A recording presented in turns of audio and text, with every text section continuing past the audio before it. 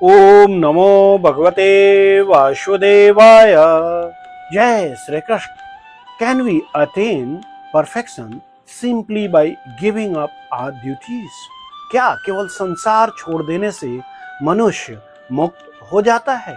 और can we attain God while performing our duties? या फिर अपने कर्तव्य का पालन करते हुए भी भगवान को प्राप्त किया जा सकता है? But here is the real question. यदि कर्म करना ही बंधन का कारण है तो भगवान श्री कृष्ण जी अर्जुन को युद्ध करने के लिए क्यों प्रेरित करते हैं? This chapter changes the way we look at work forever. इन्हीं अत्यंत महत्वपूर्ण प्रश्नों का दिव्य उत्तर हमें श्रीमद् भगवद गीता के 3 अध्याय कर्म योग में प्राप्त होता है। मैं कामाख्या झा आपके साथ एक और महत्वपूर्ण प्रस्तुति लेकर उपस्थित हूँ। मैं भी आप ही की तरह श्रीमद् भगवद गीता का एक साधारण विद्यार्थी हूँ। अध्ययन के दौरान ईश्वर के कृपा से जो कुछ समझने का अवसर मिला उसी को अत्यंत सरल भाषा में आपके साथ साझा करने का यह एक विनम्र प्रयास है। Reading is not like eating, what matters is how much we have digested. हम जो भोजन करते हैं उसका लाभ तभी होता है जब वो हमारे शरीर में लगता है। उसी प्रकार हम जो ज्ञान पढ़ते हैं या सुनते हैं उसका वास्तविक लाभ तभी है जब वह हमारे जीवन का हिस्सा बन जाए। इधर से पढ़ा और उधर से निकल गया तो इसका आखिर क्या मतलब है, जरा सोचिए। इसी भावना को ध्यान में रखते हुए मैंने इस अध्याय को सरल सहज भाषा में और दैनिक जीवन के उदाहरण के साथ प्रस्तुत करने का प्रयास किया है, ताकि यह ज्ञान केवल पढ़ने या सुनने तक सीमित न रहे बल्कि हमारे हृदय, मस्तिष्क, विचार, व्यवहार और दैनिक जीवन का अभिन्न अंग बन जाए। So without any further delay आइए भगवान श्री कृष्ण जी द्वारा अर्जुन को दिए गए कर्म योग के इस दिव्य ज्ञान को समझने का प्रयास करते हैं। अध्याय 3 कर्म योग। यदि ज्ञान कर्म से श्रेष्ठ है तो भगवान श्री कृष्ण जी अर्जुन को युद्ध जैसे कर्म में क्यों लगा रहे हैं? यही प्रश्न अर्जुन के मन में उठता है। अर्जुन सोचते हैं कि यदि आध्यात्मिक उन्नति का मार्ग ज्ञान है तो फिर कर्म करने की आवश्यकता ही क्या है? उदाहरण मान लीजिए कोई विद्यार्थी कहे कि केवल किताबें पढ़ लेना ही पर्याप्त है, इसलिए परीक्षा देने की आवश्यकता नहीं। क्या वह सफल हो पाएगा? बिल्कुल नहीं। केवल ज्ञान नहीं बल्कि उसका सही प्रयोग भी आवश्यक है। अर्जुन कहते हैं कि अपने वचनों से मेरा मन भ्रमित हो रहा है। वो ये कहना चाह रहे हैं कि आपके वचनों से मेरा मन भ्रमित हो रहा है। कृपया स्पष्ट रूप में एक ऐसा मार्ग बताइए जिससे मेरा सर्वोत्तम कल्याण हो सके। जीवन में जब हमारे सामने अनेक विकल्प आते हैं तब भ्रम स्वाभाविक है। ऐसे समय में सही गुरु का स्पष्ट मार्गदर्शन आवश्यक होता है। उदाहरण जैसे किसी अनजान शहर में, अननोन शहर में बिना सही दिशा के व्यक्ति बार बार रास्ता बदलता रहता है तो उसे मंजिल नहीं मिल पाएगी। भगवान श्री कृष्ण जी बताते हैं कि आध्यात्मिक उन्नति के 2 मार्ग बताए गए हैं। एक है ज्ञान योग, दूसरा है निष्काम कर्म योग। दोनों का उद्देश्य भगवान की प्राप्ति है, लेकिन प्रत्येक व्यक्ति की योग्यता और प्रकृति के अनुसार मार्ग अलग हो सकता है। उदाहरण एक ही व्यक्ति एक ही मंजिल तक पहुंचने के लिए कोई सड़क मार्ग चुनता है, कोई रेल मार्ग। रास्ते अलग अलग होते हैं लेकिन लक्ष्य एक ही रहता है। इसी तरह से ज्ञान योग और कर्म योग दोनों भी इसी तरह की बात है। एक ही मंजिल तक पहुंचने के लिए अलग अलग रास्ते हैं। केवल कर्म छोड़ देने से कोई कर्म बंधन से मुक्त नहीं होता और केवल बाहरी संन्यास धारण कर लेने से भी सिद्धि प्राप्त नहीं होती। भगवान बाहरी दिखावे से अधिक हमारे भाव और कर्म को देखते हैं। यदि कोई व्यक्ति नौकरी छोड़ दे लेकिन मन में धन और प्रतिष्ठा की इच्छा बनी रहे, तो क्या वह वास्तव में विरक्त कहलाएगा? कोई भी व्यक्ति एक क्षण भी बिना कर्म किए नहीं रह सकता। प्रकृति के गुण हमसे निरंतर कोई न कोई कार्य करवाते हैं। प्रश्न यह नहीं है कि कर्म करे या ना करे, वास्तविक प्रश्न यह है कि कर्म किस भावना से करे। कर्म तो यहाँ तक कि सोते समय भी हमारा हृदय धड़कता है, श्वास चलती है और शरीर कार्य करता रहता है। जो व्यक्ति बाहर के इंद्रियों को रोक ले लेकिन मन में विषयों का चिंतन करता रहे, वह स्वयं को धोखा देता है। ऐसा आचरण वास्तविक आध्यात्मिकता नहीं है। भगवान बाहरी रूप नहीं बल्कि मन की शुद्धता चाहते हैं। उदाहरण, यदि कोई व्यक्ति उपवास करे लेकिन पूरे दिन स्वादिष्ट भोजन की ही कल्पना करता रहे, तो उसका मन अभी भी भोजन में ही लगा हुआ है। जो व्यक्ति मन को नियंत्रित करके अपनी इंद्रियों से भगवान की प्रसन्नता के लिए कर्म करता है, वही श्रेष्ठ है। यही वास्तविक कर्म योग है। कर्तव्य करते हुए भी भगवान को याद रखना ही जीवन की सफलता है। उदाहरण, एक ईमानदार कर्मचारी अपना कार्य केवल वेतन के लिए नहीं बल्कि पूरी निष्ठा और जिम्मेदारी से करता है। यही भावना कर्म योग की ओर ले जाता है। अपने निर्धारित कर्तव्य का पालन करना आवश्यक है। निष्क्रिय बैठने की अपेक्षा कर्म करना कहीं अधिक श्रेष्ठ है। यहाँ तक कि शरीर का पालन पोषण भी बिना कर्म के संभव नहीं है। उदाहरण, किसी खेत में बीज ही ना बोए और केवल अच्छी फसल की इच्छा करता रहे, तो क्या उसे अन्न मिलेगा? भगवान के लिए किसी के किए गए कर्म हमें बंधन से मुक्त करते हैं। मतलब यह है कि भगवान के लिए किए गए कर्म हमें बंधन से मुक्त करते हैं, लेकिन स्वार्थ के लिए किए गए कर्म हमें कर्म फल के बंधन में बांध देते हैं। इसलिए अपने प्रत्येक कार्य को, मतलब अपने हर एक कार्य को भगवान की सेवा समझकर करना चाहिए। उदाहरण, एक ही भोजन दो लोग बनाते हैं, एक केवल पैसा के लिए, दूसरा भगवान को भोग लगाने की भावना से। बाहरी कर्म एक जैसा है लेकिन उसका आध्यात्मिक परिणाम अलग है। सृष्टि के प्रारंभ में भगवान ने यज्ञ की व्यवस्था के साथ मनुष्यों की रचना की। उन्होंने बताया कि यज्ञमय जीवन अपने से मनुष्य समृद्ध होगा। मतलब ये है कि यज्ञमय जीवन अगर अपनाते हैं, फॉलो करते हैं, तो मनुष्य का जीवन समृद्ध होगा और उसकी उचित इच्छाएं भी पूर्ण होंगी। कलयुग में भगवान के नाम का संकीर्तन ही सर्वोत्तम यज्ञ माना गया है। उदाहरण, जैसे कोई पौधा नियमित जल और उचित देखभाल से फलता फूलता है, वैसे ही भगवान के निर्देशानुसार जीवन जीने वाला व्यक्ति आध्यात्मिक और भौतिक दोनों प्रकार से उन्नति करता है। भगवान श्री कृष्ण जी बताते हैं कि मनुष्य और देवता एक दूसरे के सहयोग से समृद्ध होते हैं। जब हम भगवान की व्यवस्था के अनुसार यज्ञमय जीवन जीते हैं, तो प्रकृति भी हमारा सहयोग करती है। यह परस्पर सहयोगी, सुखी और संतुलित जीवन का आधार है। जैसे परिवार के सभी सदस्य एक दूसरे का सहयोग करते हैं, तो पूरे परिवार में सुख और शांति बनी रहती है। देवता भगवान के प्रतिनिधि हैं। जब वे प्रसन्न होते हैं, तो जीवन के लिए आवश्यक साधन प्रदान करते हैं। लेकिन जो व्यक्ति भगवान को अर्पित किए बिना केवल स्वयं उपभोग करता है, वह वास्तव में चोरी करता है। उदाहरण, यदि कोई कर्मचारी कंपनी की वस्तुएं अपनी वस्तु समझकर घर ले जाए, तो उसे ईमानदार नहीं कहा जाएगा। उसी प्रकार भगवान की दी हुई वस्तुओं का उपयोग कृतज्ञता के बिना करना उचित नहीं है। जो लोग भगवान को अर्पित किया हुआ प्रसाद ग्रहण करते हैं, वे पापों से मुक्त होते हैं।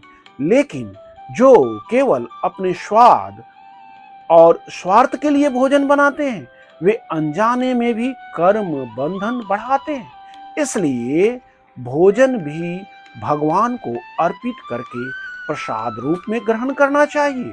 घर में बना वही भोजन जब पहले भगवान को प्रेम से अर्पित किया जाता है, तो वह केवल भोजन नहीं, प्रसाद बन जाता है। सभी प्राणी अन्न पर निर्भर है। अन्न वर्षा से उत्पन्न होता है, वर्षा यज्ञ से होती है, और यज्ञ भगवान द्वारा बताए गए कर्मों से संपन्न होता है। इस प्रकार भगवान ने सृष्टि में एक सुंदर व्यवस्था बनाई है। उदाहरण, यदि किसी मशीन का एक छोटा सा पुर्जा भी काम करना बंद कर दें, तो पूरी मशीन प्रभावित हो जाती है। प्रकृति की व्यवस्था भी इसी प्रकार एक दूसरे से जुड़ी हुई है। भगवान बताते हैं कि निर्धारित कर्म वेदों से आते हैं, और वेद स्वयं भगवान से प्रकट हुए हैं। इसलिए भगवान की आज्ञा के अनुसार किया गया कर्म ही वास्तविक यज्ञ है। यही जीवन को पवित्र और सफल बनाता है। उदाहरण, जैसे किसी मशीन को निर्माता की निर्देश पुस्तिका के अनुसार, बुकलेट के अनुसार चलाने से वह लंबे समय तक ठीक रहती है, वैसे ही भगवान के निर्देशों के अनुसार जीवन जीना हमें सही दिशा देता है। जो व्यक्ति भगवान द्वारा स्थापित इस दिव्य व्यवस्था का पालन नहीं करता और केवल इंद्रिय भोग में लगा रहता है, उसका जीवन व्यर्थ चला जाता है। मनुष्य जीवन केवल खाने, कमाने और भोग करने के लिए नहीं मिला है। इसका उद्देश्य आत्मिक उन्नति भी है। उदाहरण, यदि किसी विद्यार्थी का पूरा वर्ष केवल मनोरंजन में बीत जाए और वह कुछ सीखा ही नहीं, वह पढ़ाई ही नहीं किया, तो उसका वो पूरा साल व्यर्थ चला जाता है। लेकिन जो व्यक्ति आत्मा में संतुष्ट है और भगवान के साथ अपने संबंध को समझ चुका है, उसे बाहरी वस्तुओं में सुख खोजने की आवश्यकता नहीं है। उसका आनंद भीतर से आता है। ऐसा व्यक्ति परिस्थितियों पर नहीं, भगवान पर निर्भर रहता है। उदाहरण, जिसके पास मन की शांति है, वह छोटी छोटी बातों से परेशान नहीं होता। ऐसा आत्म साक्षात्कार प्राप्त व्यक्ति को अपने लिए कुछ सिद्ध करने की आवश्यकता नहीं रहती। फिर भी वह अपने कर्तव्यों से भागता नहीं है। उसका जीवन स्वार्थ से नहीं, सेवा भाव से चलता है। उदाहरण, एक अनुभवी शिक्षक केवल वेतन के लिए नहीं, बल्कि विद्यार्थियों का भविष्य बनाने के लिए भी पढ़ाता है। इसलिए भगवान श्री कृष्ण जी अर्जुन से कहते हैं कि फल की आसक्ति छोड़े बिना नहीं, बल्कि फल की आसक्ति छोड़कर अपने कर्तव्य का पालन करो। निष्काम भाव से किया गया कर्म ही मनुष्य को भगवान के निकट ले जाता है। उदाहरण, एक सच्चा डॉक्टर पूरी निष्ठा से रोगी का उपचार करता है। उसका ध्यान पहले रोगी को स्वस्थ करने पर होता है, केवल पुरस्कार या प्रशंसा पर नहीं। भगवान श्री कृष्ण जी बताते हैं कि राजा जनक जैसे महान राजाओं ने भी अपने कर्तव्यों का पालन करते हुए ही पूर्णता प्राप्त की। इसलिए संसार में रहते हुए भी भगवान की सेवा और लोक कल्याण के लिए कर्म करना चाहिए। यही कर्म योग का आदर्श है। उदाहरण, एक जिम्मेदार माता पिता परिवार की देखभाल करते हुए भी भगवान का स्मरण, भक्ति और सेवा करते हैं। यही संतुलित जीवन कर्म योग का सुंदर उदाहरण है। श्रेष्ठ व्यक्ति जैसा आचरण करता है, सामान्य लोग भी उसका अनुसरण करते हैं। इसलिए हमारे कर्म केवल हमारे लिए नहीं होते, वे समाज पर भी प्रभाव डालते हैं। जो व्यक्ति नेतृत्व की भूमिका में है, लीडरशिप की भूमिका में है, उसकी जिम्मेदारी और भी अधिक होती है। उदाहरण, यदि घर के बड़े बुजुर्ग लोग सत्य बोलते हैं, सच्ची बातें बोलते हैं, तो बच्चे भी सत्य बोलना सीखते हैं। लेकिन बड़े ही नियम तोड़े तो बच्चे भी तो वही करेंगे। भगवान श्री कृष्ण जी कहते हैं कि तीनों लोकों में ऐसा कोई कार्य नहीं है जिसे मुझे प्राप्त करना हो, फिर भी मैं निरंतर अपने कर्तव्य का पालन करता हूँ। यही भगवान का आदर्श है। कर्तव्य से कभी विमुख मत हो। उदाहरण, एक सफल उद्योगपति आर्थिक रूप से स्वतंत्र होने के बाद भी अपने कर्मचारियों और समाज के हित के लिए कार्य करता रहता है। यदि मैं अपने कर्तव्य का पालन न करूं, तो लोग भी मेरे मार्ग का अनुसरण करेंगे। इसलिए भगवान स्वयं भी आदर्श स्थापित करते हैं। Think about it. लोग हमारी बातें कम और हमारे कर्म अधिक देखते हैं। उदाहरण, यदि एक शिक्षक स्वयं समय पर न आए, तो विद्यार्थियों को कैसे अपेक्षा कर सकता है कि वो समय पे आएगा। यदि भगवान कर्म करना छोड़ दे, तो संसार की व्यवस्था ही बिगड़ जाएगी, अराजकता फैल जाएगी और समाज का संतुलन नष्ट हो जाएगा। इसलिए प्रत्येक व्यक्ति को अपनी जिम्मेदारी समझनी चाहिए। उदाहरण, यदि किसी अस्पताल के डॉक्टर, नर्स और कर्मचारी एक दिन भी अपना कार्य छोड़ दें, तो कितनी बड़ी समस्या उत्पन्न हो सकती है। अज्ञानी व्यक्ति फल की आसक्ति से कर्म करता है, लेकिन ज्ञानी व्यक्ति भी कर्म करता है, परंतु लोक कल्याण और भगवान की प्रसन्नता के लिए। यही कर्म योग का वास्तविक अंतर है। उदाहरण, दो व्यक्ति सेवा करते हैं, एक केवल प्रसिद्धि के लिए, दूसरा निस्वार्थ भाव से। बाहर से दोनों का कार्य समान दिख सकता है, लेकिन उनकी भावना अलग है। ज्ञानी व्यक्ति को अज्ञानियों के मन में भ्रम उत्पन्न नहीं करना चाहिए, बल्कि स्वयं आदर्श आचरण करके उन्हें धीरे धीरे सही मार्ग पर प्रेरित करना चाहिए।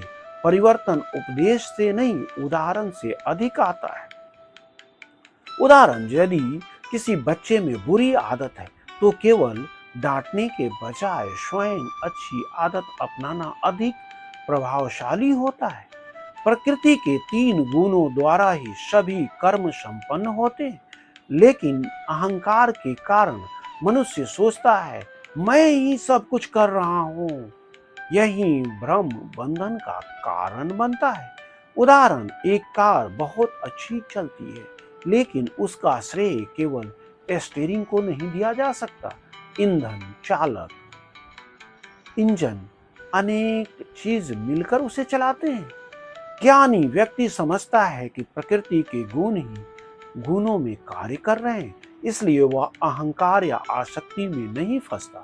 वह स्वयं को भगवान का सेवक मानकर अपना कर्तव्य करता है। उदाहरण, एक कुशल प्रबंधक सफलता मिलने पर पूरी टीम का सम्मान करता है, केवल स्वयं का नहीं। जो लोग प्रकृति के गुणों से प्रभावित हैं, वे कर्मों में आसक्त रहते हैं।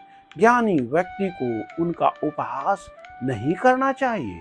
उन्हें प्रेम, धैर्य और सही मार्ग के साथ आगे बढ़ना चाहिए। एक अच्छा शिक्षक कमजोर विद्यार्थी का मजाक नहीं उड़ाता, बल्कि धैर्यपूर्वक उसे समझाता है। भगवान श्री कृष्ण जी अर्जुन से कहते हैं, अपने सभी कर्म मुझे अर्पित करके मुझ में मन लगाकर फल की चिंता और अहंकार को छोड़कर अपना कर्तव्य निभाओ। Here is the real turning point. जब हम अपने कार्य को भगवान की सेवा मानकर करते हैं, तो वही साधारण कर्म भी योग बन जाता है। उदाहरण, यदि कोई गृहस्थ अपने परिवार की सेवा, अपनी नौकरी और अपने सभी दायित्व भगवान की प्रसन्नता के लिए निभाए, तो उसका पूरा का पूरा जीवन कर्म योग बन सकता है। जो व्यक्ति श्रद्धा और बिना दोष दृष्टि के भगवान श्री कृष्ण जी की इस शिक्षा का पालन करता है, वह कर्म बंधन से मुक्त हो जाता है। श्रद्धा के साथ अपनाया गया ज्ञान ही जीवन को बदलता है। केवल सुनना पर्याप्त नहीं है, उसे जीवन में उतारना भी आवश्यक है। उदाहरण, डॉक्टर की सलाह तभी लाभ देती है जब मरीज उसे नियमित रूप से अपनाता भी है। लेकिन जो लोग भगवान की शिक्षा में दोष खोजते हैं और उसका पालन नहीं करते, वे अपने ही कल्याण से वंचित रह जाते हैं। अहंकार और हठ मनुष्य को सही मार्ग से दूर ले जाता है। Think about it. ज्ञान का विरोध करने वाला सबसे अधिक नुकसान स्वयं का ही करता है। उदाहरण, यदि कोई व्यक्ति ट्रैफिक नियमों को अनदेखा करे तो सबसे खतरा उसी के लिए पैदा होता है। हर व्यक्ति अपनी प्रकृति के अनुसार ही कार्य करता है। केवल बाहरी दबाव से किसी को अस्थायी रूप से बदला नहीं जा सकता। इसलिए भगवान हमारी प्रकृति को शुद्ध करने का मार्ग बताते हैं। उदाहरण, जैसे किसी पौधे को बढ़ने के लिए सही वातावरण चाहिए, वैसे ही मनुष्य को भी अच्छी संगति और आध्यात्मिक अभ्यास की आवश्यकता होती है। इंद्रियों के प्रत्येक विषय में राग और द्वेष छिपे रहते हैं। इसके वश में नहीं होना चाहिए, क्योंकि यही हमारी आध्यात्मिक उन्नति में सबसे बड़ी बाधा बनते हैं। जो हमें अच्छा लगे वही हमेशा हितकारी हो, यह आवश्यक नहीं है। उदाहरण, मधुमेह के रोगी को मिठाई बहुत पसंद हो सकती है, डायबिटीज वाले को, लेकिन उसके लिए वही सबसे अधिक हानिकारक भी हो सकती है। दूसरे का कार्य बहुत अच्छी तरह करने की अपेक्षा अपने कर्तव्य को साधारण रूप से करना अधिक श्रेष्ठ है। भगवान ने प्रत्येक व्यक्ति को अलग अलग स्वभाव और अलग जिम्मेदारी दी है। Here is the real turning point. सफलता दूसरे जैसा बनने में नहीं, बल्कि भगवान द्वारा दिए गए अपने कर्तव्य को ईमानदारी से निभाने में है। उदाहरण, यदि एक अच्छा शिक्षक केवल दूसरे को देखकर डॉक्टर बनने की कोशिश करे तो वह दोनों क्षेत्र में असफल हो सकता है। अर्जुन पूछते हैं, मनुष्य अपनी इच्छा न होने पर भी पाप क्यों कर बैठता है? ऐसी कौन सी शक्ति है जो उसे विवश कर देती है? यह प्रश्न आज भी हर मनुष्य के जीवन में जुड़ा हुआ है, हर मनुष्य के जीवन से जुड़ा हुआ है। उदाहरण, कई लोग जानते हैं कि क्रोध करना गलत है, फिर भी क्रोध पर नियंत्रण नहीं रख पाते।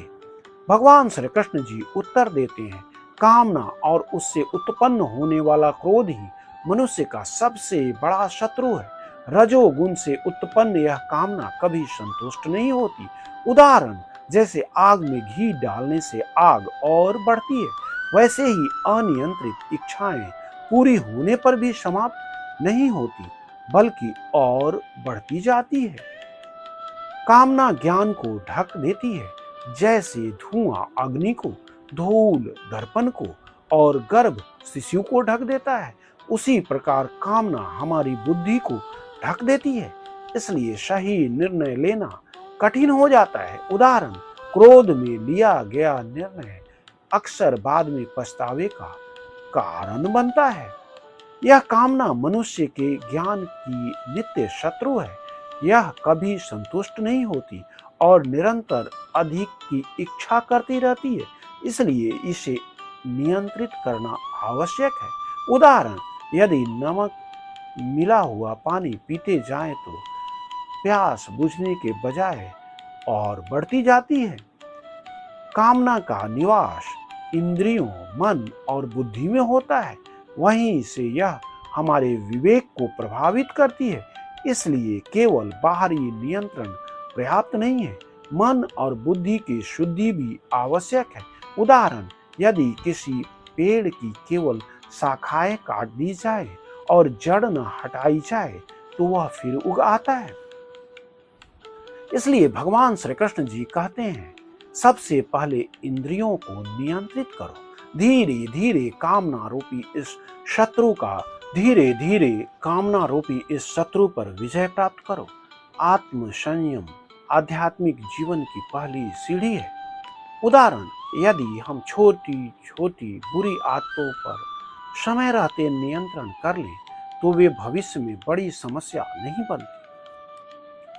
भगवान बताते हैं कि इंद्रियां शरीर से श्रेष्ठ है, मन इंद्रियों से श्रेष्ठ है, बुद्धि मन से श्रेष्ठ है और आत्मा बुद्धि से भी श्रेष्ठ है। जब आत्मा के वास्तविक स्वरूप को समझते हैं तभी जीवन की दिशा बदलती है। उदाहरण, जैसे किसी कंपनी में कर्मचारी, प्रबंधक, निदेशक और मालिक की अलग अलग भूमिका होती है, वैसे ही शरीर, इंद्रियां, मन बुद्धि और आत्मा भी अपना अपना स्थान रखता है।